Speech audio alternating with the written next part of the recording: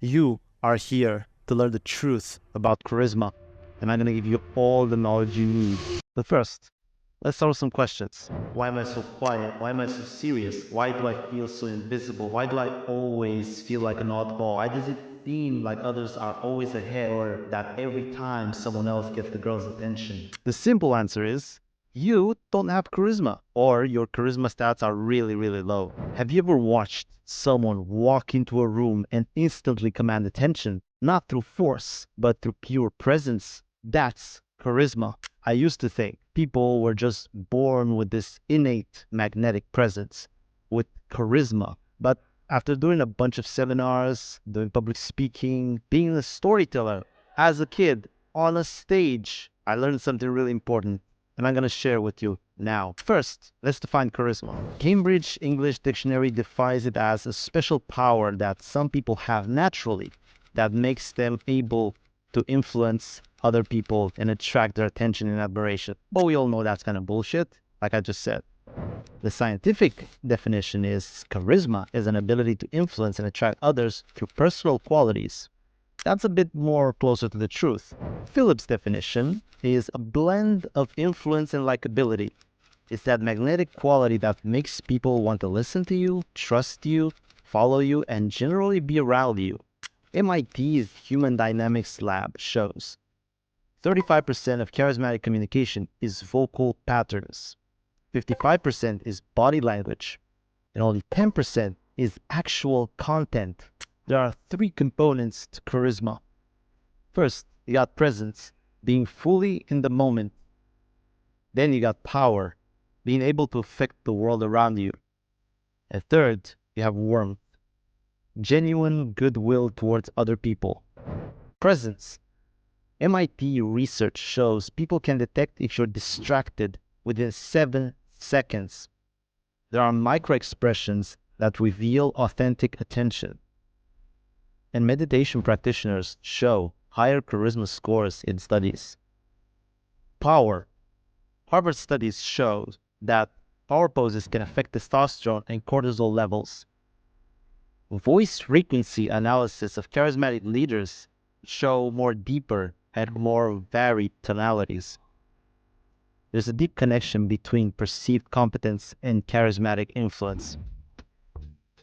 Warmth. Princeton's research on trustworthiness detection. It takes less than a second for people to trust you. Mirror neurons activate in charismatic interactions. And oxytocin releases in positive social encounters. And for the nerds out there, charismatic behavior activates certain regions of the brain. Anterior cingulate cortex, it relates to emotional bonding. Mirror neural assistance relates to empathy and connection. And ventral medial prefrontal cortex, trust building. Let's dive into some key pain points, the authenticity paradox. Research shows that 67% of people fear being seen as manipulative when practicing charisma. 89% of people can detect inauthentic behavior in under 2 minutes. The interesting part is, when you have a high level of charisma, your trust, especially in professional settings, increases by 42%. If I try to be charismatic, I'm being fake. The truth is that charisma amplifies your authentic self. Next, we have the introvert's dilemma. Only extroverts can be charismatic. Reality.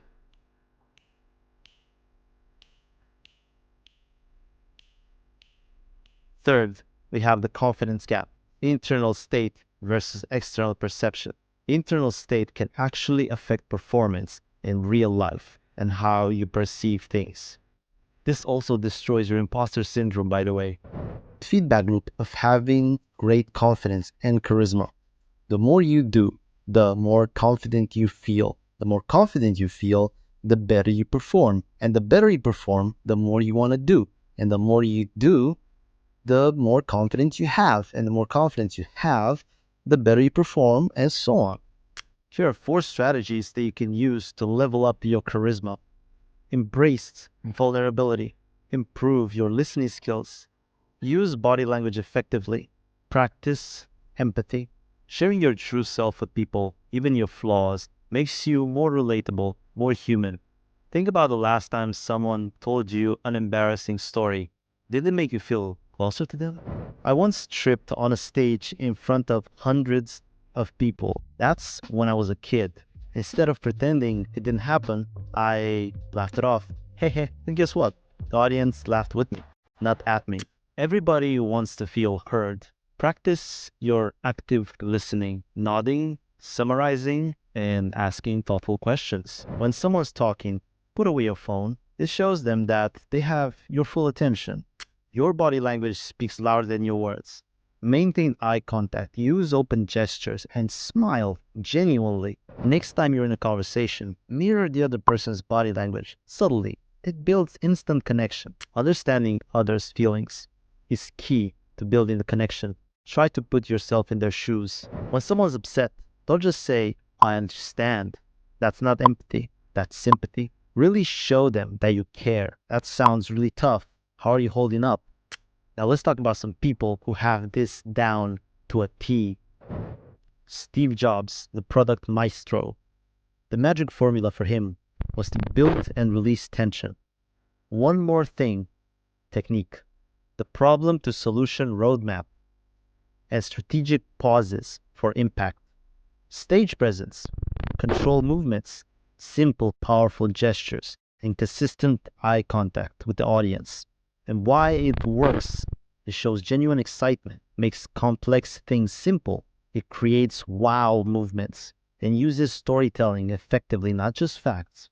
A quick tip, it's not about copying his style, it's about matching his energy to information ratio. Tom Hanks, the likable expert, treats everyone like an old friend. He uses stories to answer questions and makes others feel important. Energy control, and matches, then slightly raises the room's energy. He uses humor naturally and stays humble despite status in every situation. And why it works. He never tries to be the smartest, shows real interest in others, shares relatable experiences, and makes everyone feel included. Quick tip, focus on making others feel comfortable rather than trying to impress. Michelle Obama, the inspiring connector, speech structure, personal story to universal truth to call to action.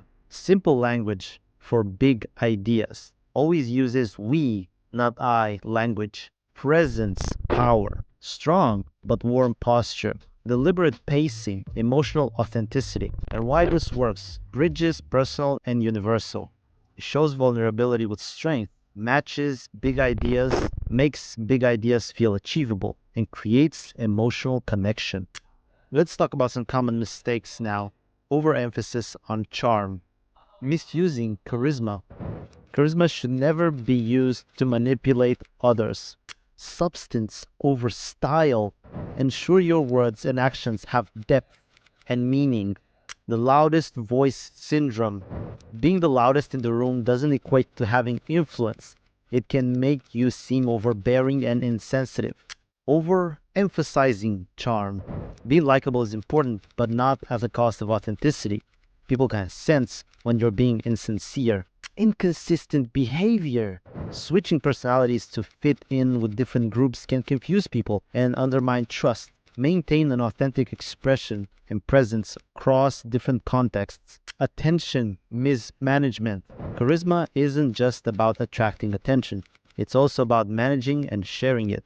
Make sure to elevate others and acknowledge their contributions. So to wrap up, charisma is not just an ability that you are born with. It's a skill that everyone can master if they try.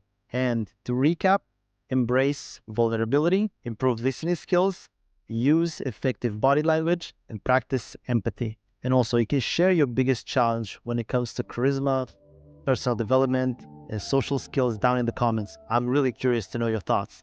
See you next time. Bye.